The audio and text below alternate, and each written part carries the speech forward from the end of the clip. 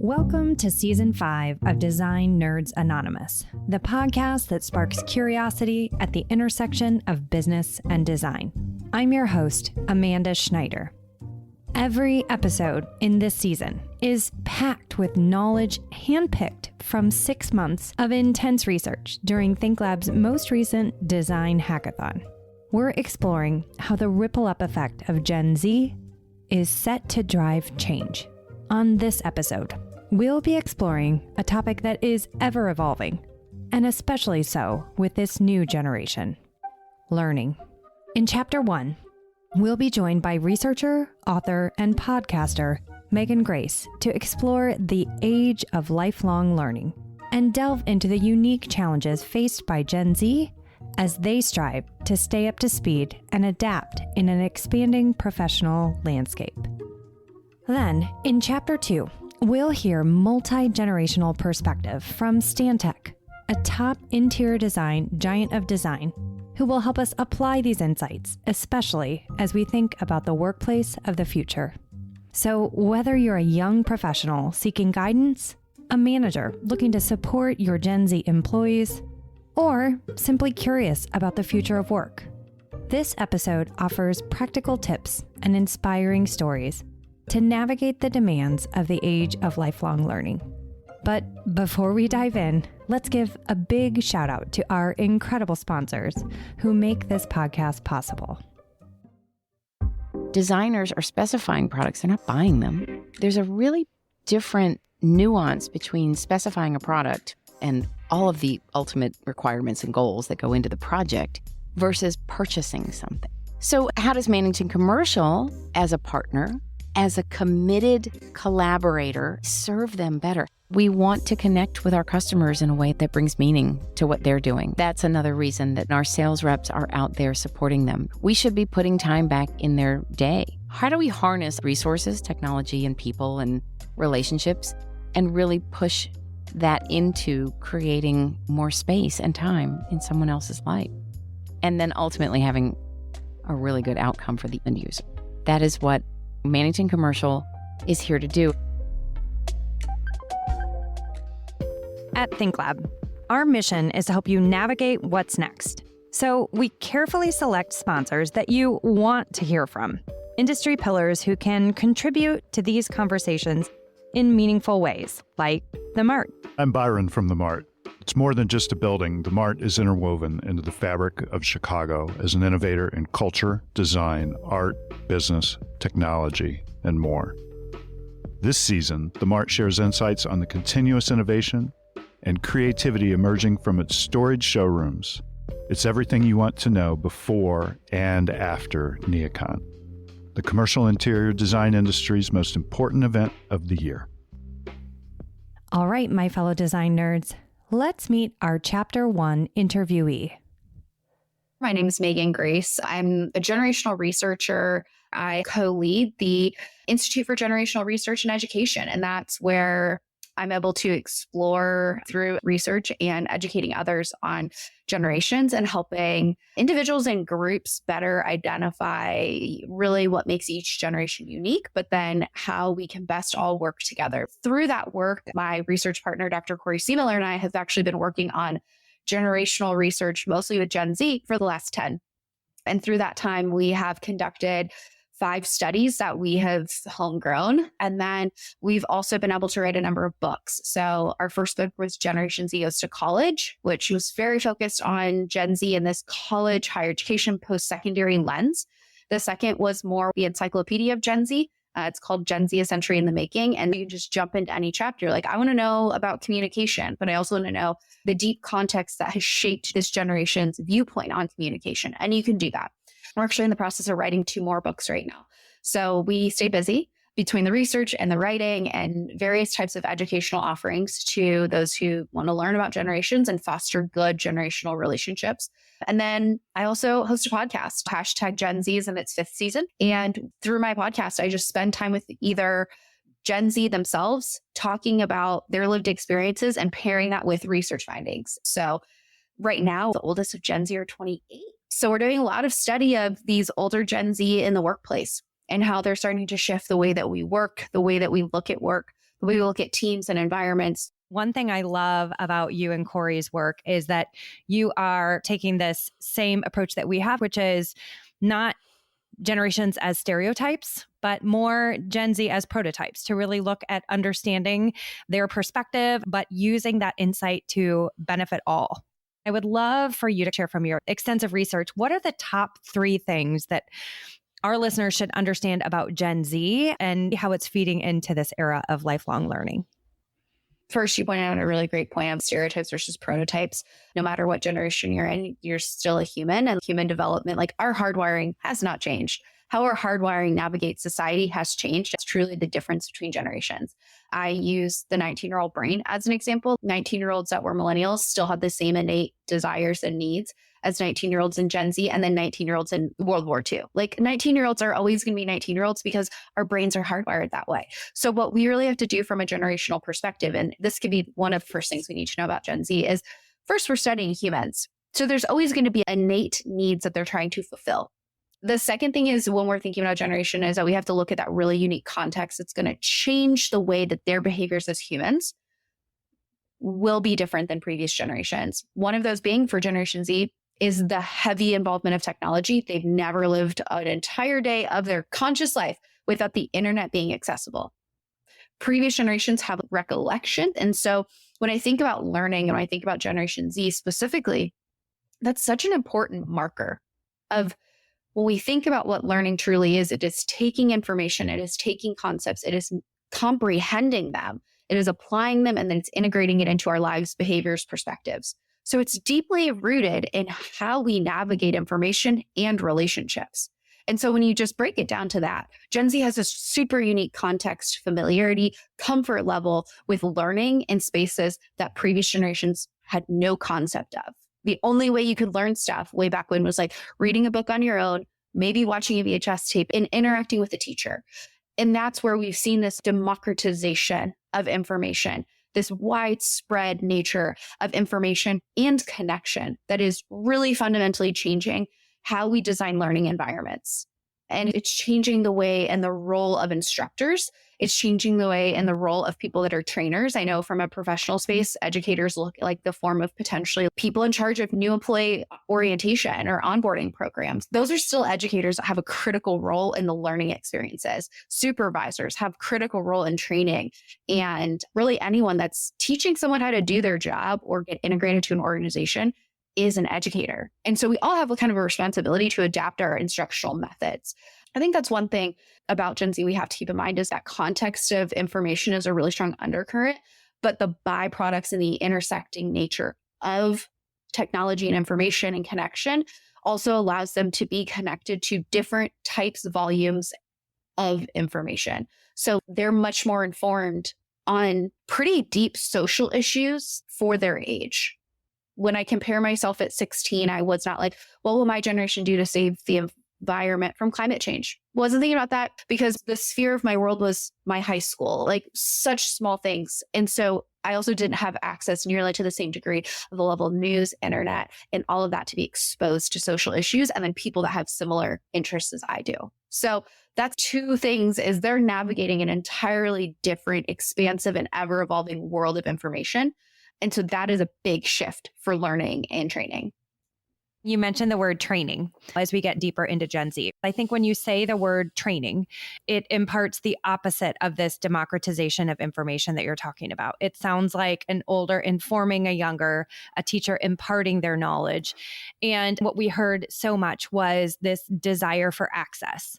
One of the ways in our research this took shape is, for the technical stuff, I want to be able to self-serve. I want to be able to look up short form videos. But when it comes to the more complex things like client management, these are not skills that they could Google and self-serve. They are nuanced, specifically in our industry. So they want these opportunities to shadow. I'd love to hear, especially from the work that you've done as a consultant, what are tangible tactical ways that you have seen companies successfully implement, whether it's onboarding, training, upskilling, whatever word you want to use, because all of those have elements that really answer this digital physical fluidity and this need for ongoing access that they have. We love to braid education, learning, and training together and say they're the same thing. when they're not. Because I can be a learner on my back porch reading the newspaper. I'm learning about what's going on in the world. I'm not going to news school to take in the news, right? Education is when you're doing that formal, I'm in a class, think of like that certification. This is super intentional, but reading about new AI tools on your own time is still learning. Going to a training to get your certification is still learning. Learning is fluid and broad. Training, on the other hand, training is empowering people to do the thing we hope that they will do in a space, whether that is training in a high school setting on how to use lab equipment so people don't blow their eyebrows off in chemistry lab. Or it's training how to approach a customer. And so it might be a little bit more experiential. It might be a little bit more hands-on, or it might be shadowing. Training to me is let's take what I might have learned in an educational setting, apply it a little bit deeper. And so they're really more of a Venn diagram. They work together than a big braid of it all going together and being misused. Training does get this, yes, sir, I will do it this way. When in reality, training in itself can be both prescriptive and fluid. What I have found to be the most successful in people providing meaningful learning experiences is when we realize that one and done silver bullet training will never, ever achieve what we want it to be. You can hire the most competent, educated person in your entire talent pool, but if your training and learning experiences are not effective, they're still not going to succeed.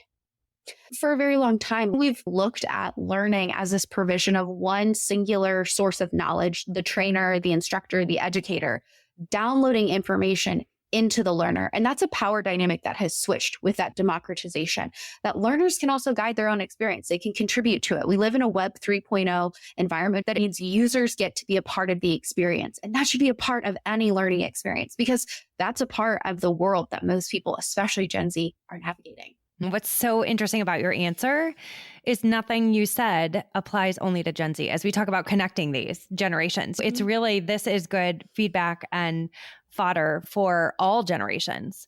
Can you give us any other practical tips about how to move this age of lifelong learning from osmosis and senior to junior to this more democratized world that you're talking about? Oftentimes we don't realize that a younger generation is missing a learning opportunity until we're kind of mad that they're doing something different.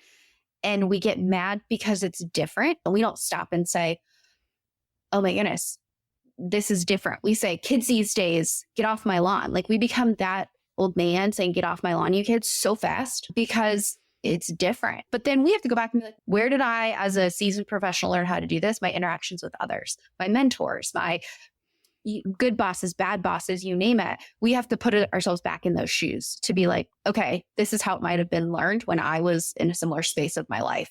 And so for senior leaders, my first tangible thing I would ask is, what do you actually need your people to know?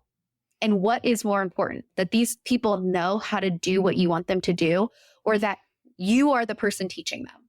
Because humans love to design things for how it happened for them, because it's what we know. And that doesn't take into account how much the world has changed. I think something that we've all learned in the last 3 years so is the critically important role of peer and community-based learning, or just community in general, in our professional lives.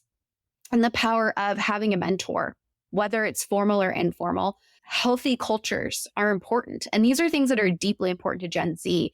We're hearing it very loudly with a younger generation because it's either what they've always known or never known. And so we have this moment of dissonance, but they're saying it louder at a younger age because it's just more pronounced into who they are. I need a mentor and I need a friend at work. And feeling I'm alone is what they're saying.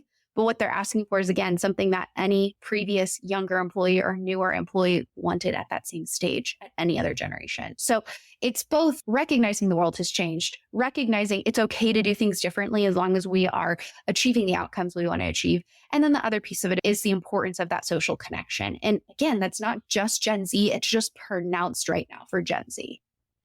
You mentioned the word community. I have a third grader, and he brought home a spelling and vocabulary list, and community was one of the words.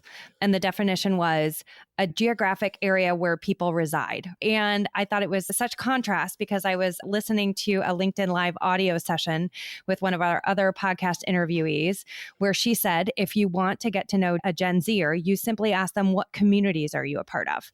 And when she used that word community, it was definitely not about geography and who's physically close to you.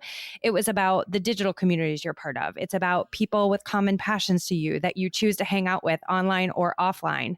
And I think that's really interesting as we look at reframing this learning by osmosis, or as you talk about, it's really the same needs in that 19-year-old brain that we all had. However, where a mentor-mentee relationship used to be me sitting across the table from you and having a formal mentoring session, now it might be a Slack channel or a Slack community that you can reach out to. I think that's where a lot of us are struggling to probably reframe some of these old mindsets where a fish doesn't know it's in water, it's just swimming. So if you had to challenge me with some of your favorite stats about Gen Z and about how their mindset is truly different from these other 19-year-olds, what would be some of those key differences that you would call out for our audience? What we've learned, especially in our last study around learning preferences. So we asked Gen Z, how do you like to learn? What do you find is most effective in learning? And what do you enjoy doing? Because for Gen Z, they are very distinctly different. There's very little overlap in what they identify as what they like doing, what they often do, and then what they find actually works. And I think you need a sprinkle of all of those things in effective learning. And so for Gen Z, how they like to learn is through like social learning, video-based learning, and interpersonal. We have this pull of what they like to do is very socially integrated. But again, social doesn't always mean in person. What they find effective is demonstrated. Let me show you how to do this to be successful. But then what they most do often is learn by themselves. But why are they doing that most often is because they have never really been in charge of designing their own learning experience.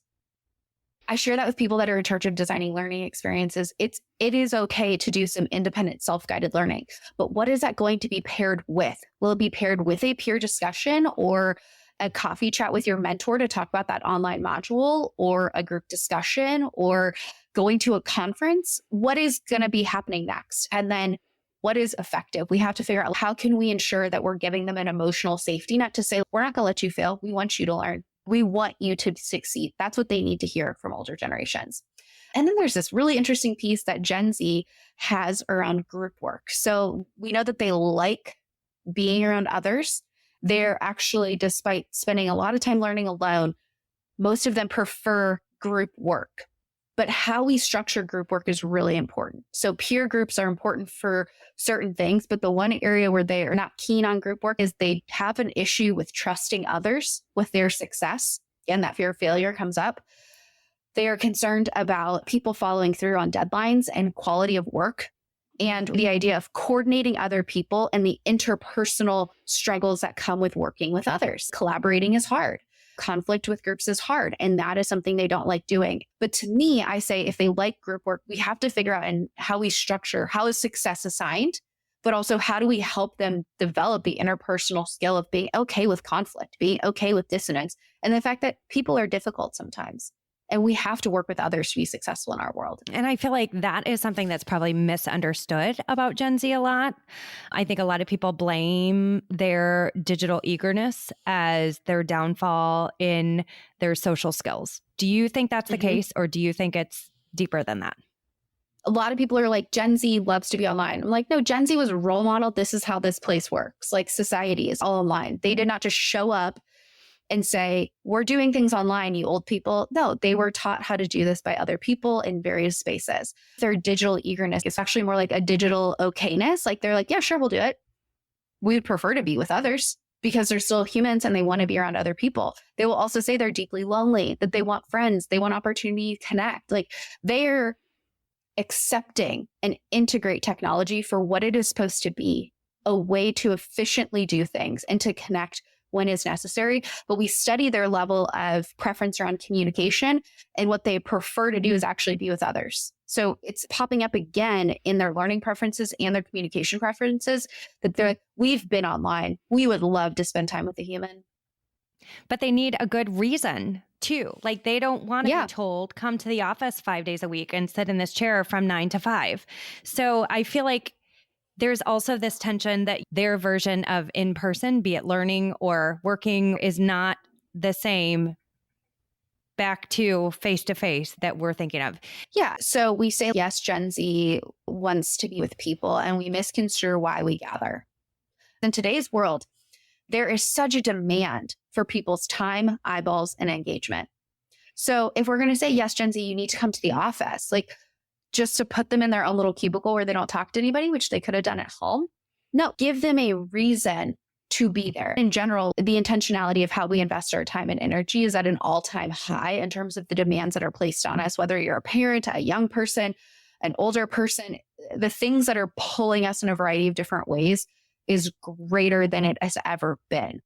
If people want to follow along more, how can they follow you? You can follow me personally on Instagram or even through LinkedIn, Megan M. Grace, which I think you'll probably link places. I share about my work. I share about my podcast in both of those spaces, as well as on my website, meganmgrace.com. It's usually where you can go to get some like relatively up-to-date information on that. You can connect with the Institute's LinkedIn. We use that as one of our more primary platforms for sharing about the work of the Institute, and that's Institute for Generational Research and Education.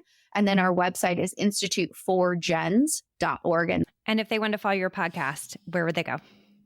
You can find it on my website, but it's hashtag Gen Z, like with the hashtag in front of it. And you can find that pretty much just about anywhere you listen to podcasts.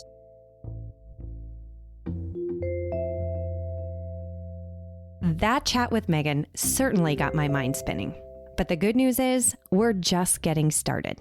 In Chapter 2, we're diving in with top interior design giant of design, Stantec, to help us move these ideas from theory into practice. What gets me truly excited is our industry's exponential potential to influence others to put these ideas into action. So I want to challenge you to share this episode with one client, one coworker, or maybe an industry peer. All right, here we go. Let's meet Diana and her mentee, Julia. My name is Diana Pizzoni. I am the workplace market leader for Stantec in Chicago. I am a senior principal with the firm. My past 25 years have primarily been focusing on the workplace and how people are affected by their work environment. I was also an adjunct professor for about 6 years. My name is Julia Carnegie. I'm an interior design coordinator at Stantec in Chicago, and I am a Gen Zer. Late in the game, 1998, but still a Gen Z. What was one big aha that you took from this Chapter 1 interview? In listening to Megan's commentary on the first, I've always felt that everyone has learned differently. Then also everyone works differently. But I think now what Gen Z, thank you very much, Julia, and your people have done is that you have brought to the forefront that we do learn differently. You have demanded that you need to learn differently. And you felt empowered to say that, where I feel previous generations have just gone with the flow and just tried to fly under the radar and get it figured out. So the fact that we all are finally recognizing what we've always known, that we learn and work differently, and we're now addressing it. Yeah, I totally agree with that. And I think that also goes back to the technology aspect, just having so much more database to grab information from, that we're so much more accessible and we can learn differently in those ways as well. And I feel like this came up in Megan's interview, but also really loudly in the research. Our Gen Zers said, we want to be able to digital self-serve the easy stuff, but I want immediate access to a human when I have questions about the harder stuff. So as we look at tangible advice to create these self-serve opportunities, Diana, I'm curious what that provokes for you. I remember being right out of school and being shown where to search for things. So granted, it was in like a sweets catalog as opposed to online, because online wasn't there. The newer generation of professionals, they know how to do the easy search. So let's not us, the more veteran professionals, for lack of a better term, waste our time teaching the easy search. Let's just leave ourselves open for the harder things. And I love that you use learning by osmosis. I use that term all the time because it's exactly what it is. Let someone hear us on the phone as far as how we are communicating, because you're not taught that in school. So I think both of those are important to focus on, the things that can't be book taught the things that can't be classroom taught, and the items that can't be self-serve, that we leave ourselves open for those. Mm-hmm. And Julia, being so new to the workforce, what do you wish you had more access to? Or as we talk about self-serving, the easy stuff, what opportunities do you see? I think the biggest thing for me within the learning and teaching aspect is just having someone show you how to do it once and then practicing it on your own and then serving yourself in that matter. If it's a Revit question, for example, you can use Google to look it up and serve yourself that way, because there's so many things on Google that you can find for Revit tips and tricks or anything considering programs. But I also know when I go to look for something and it's a long video, I'm trying to skip forward to find the part that I actually need. So it's a hit or miss both ways for me. And I think that is something this industry has historically done. We'll give you an hour-long webinar, and then nobody's ever going to go back through and search that. So the direction I'm seeing a lot of this go is short form 5-minute videos. We recently started a podcast called Empowered, where it's just 5 minutes. Each one answers a question so you can see the question, and then we give a stat, and then we give 3 tips about what that will look like. And I think that's the way a lot of this education piece is headed. I would say this train of thought just proves to me the thought of that the Generation Z is much more self-reliant. And it is because of the evolution of technology. It is because they have always known how to look, where to look, why to look, and when to look. And the Generation Zs are more willing to raise their hand. They know when they need to raise their hand, when they need help. They're more in tune to their self-needs, and they're more willing to be their own self-advocate as well. Mm-hmm. What advice do you think firms, our industry, our clients should implement based on some of these discussions?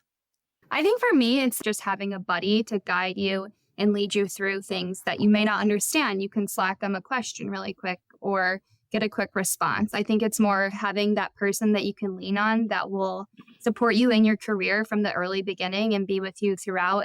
For me, it's remembering that as much as Gen Z are really good at being self-advocates for what they need and what they want, there's some business aspects that they may not know that they need to advocate for themselves or how to do that. And that falls into what Julia was saying about the mentorship. And this could be something as simple as how to ask for a raise, how to prove your worth, how to figure out what your dollar value worth is. Basic things like that again, they don't teach you in school, and you don't learn sitting next to someone. You learn over time. And unfortunately, many times it's looking back at your career, you figure it out.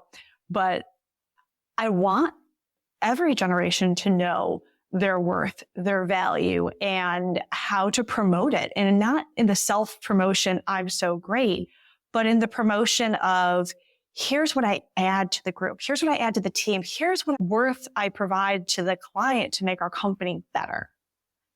Julia, I love that you picked up on this term buddy system, because it's, to me, a modern twist on mentorship. Mentorship to me, immediately, I think older to younger.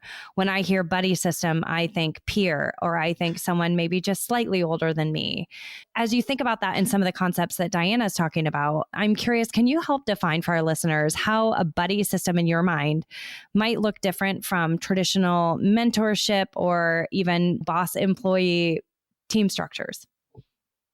Yeah, I think for me, it's having someone that's maybe just a few years older than you or has been in the workforce for 5 years or something like that. And then in this hybrid area, you're not going to the office all the time. So maybe if your office is completely hybrid, you get to go in with that person together. So if you have a question that is more hands-on, you can look at it together with that person.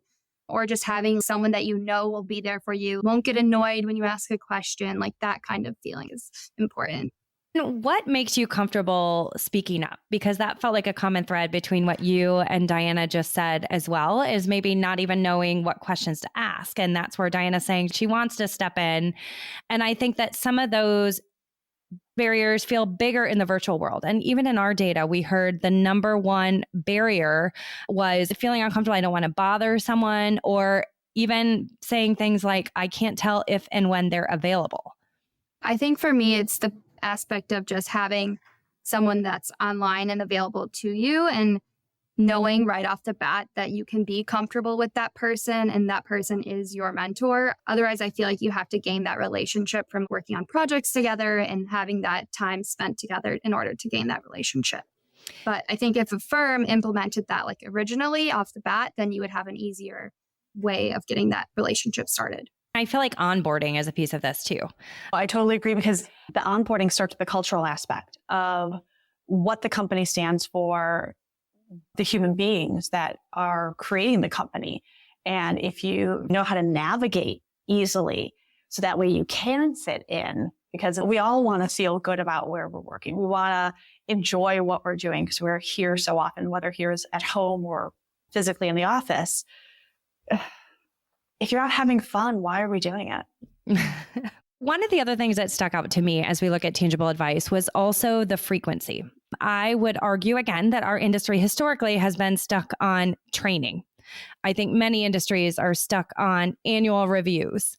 And I think one thing that's been really loud about this is shifting that mindset from training to learning, and from annual reviews to more frequent on demand. Maybe some of that is driven by Gen Z and that they've been born with smartphones in their hands. But I would love to hear what, if anything, that inspired as far as tangible advice for our listeners. I have a question for Julia.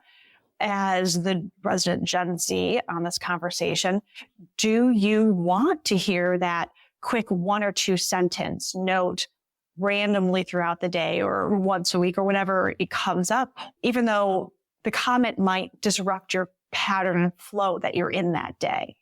Or do you want it to be in a more formalized setting? I think I would want to hear it right then. I feel like that's what we do in our office. I think if it was more rigid, it would feel like very forced. If it's just like a 1 or 2 sentence comment when you're sitting next to someone working with them, I feel like it makes it a lot easier to adapt. Do you also feel that it's less, even if it's a comment that could be taken negatively, do you feel it is a comment that is more helpful because it's in the moment rather than the person sitting on it for a while and thinking how they're going to phrase it? It's just more, hey, if you say it this way, it might go over better.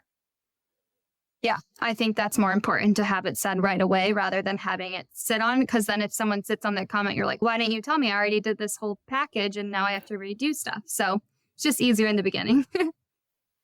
Critique is just in the pursuit of betterness. But I think this is where it gets more complicated too, because when you see someone on a daily basis, you're face to face with them. We've had hundreds of years in the working world to develop social skills face to face. I feel like in the digital world, we've all been in situations where a text is misunderstood or misinterpreted. Digitally, we have different cues. So you have to have higher EQ today to be able to deliver things where you're not physically in the same room. I think that's why a face-to-face relationship is important, because if you just Teams message someone, oh, you did this wrong, it come across as very negative versus if you sit with them and you work it out together. What was not discussed here that our industry should be thinking of as we think about learning in this era?